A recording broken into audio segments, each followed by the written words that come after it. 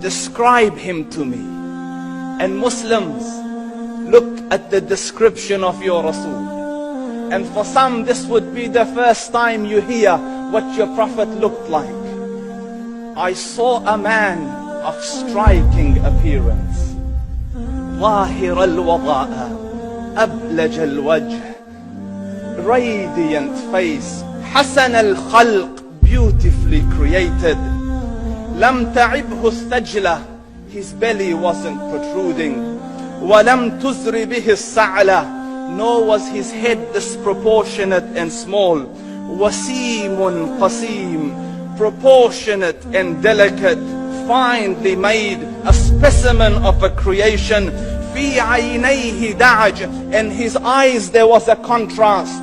The dark was immensely dark, the white was excessively white. وفي أشفاره وطف, and his eyelashes were long. وفي صوته صهل, and in his voice was a natural echo. وفي عنقه سطع, and his neck was elegantly long. وفي لحيته كثاثة, his beard was full and thick. أزج أقرن, his eyebrows were arched, but they were not joined, it was separated. In summit, فعليه الوقار, when he was silent, dignity covered him. وإن تكلم سماه وعلاه البهاء, and when he spoke, it was audible and clear, almost commanding and overtaking.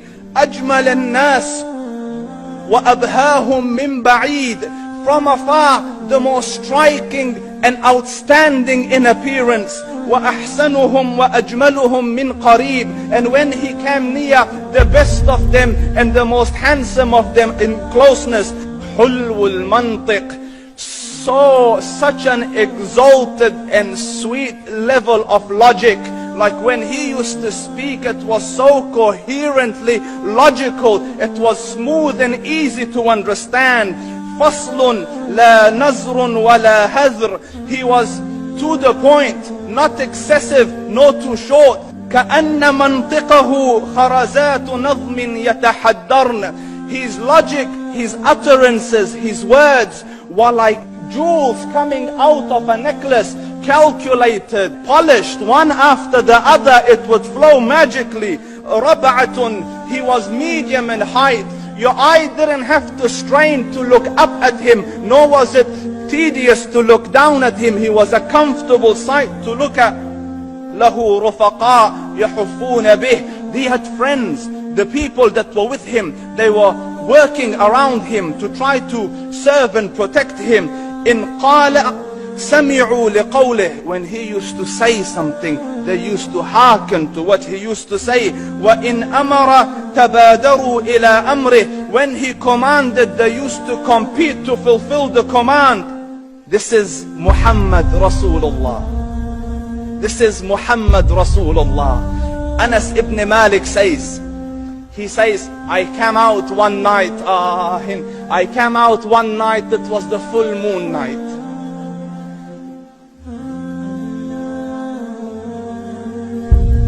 And I looked at the moon, and in the desert, understand, the moon is an awesome sight.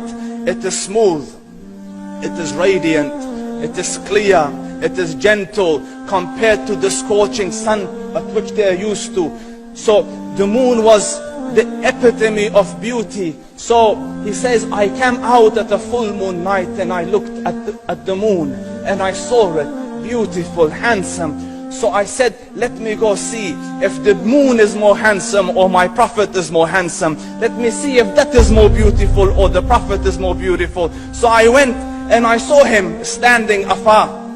So I looked at his face and I looked at the moon, and I looked at his face, and I looked at the moon, and I looked at his face, and I looked at the moon, and he said, Wallahi, he was more handsome than the moon in its entirety.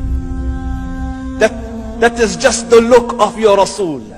Aisha radiyallahu anha says, I was sewing with the needle, my needle dropped in the dark, I couldn't find it. I said, Ya Rasul, I can't find it. He moved his face close, and I swear, out of the radiance of his face, I found my needle.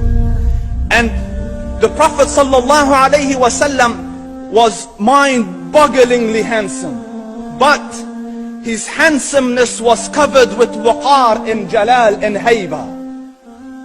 The Sahaba say, when we used to sit at his feet, two feelings conflicting would come on the heart. The first one, you wanted to look at him.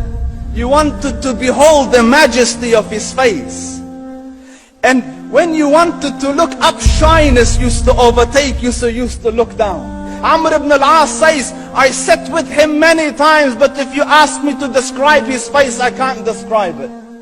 I wouldn't be able to look up to him ijlalan wa ta'zeeman. I couldn't look up at him.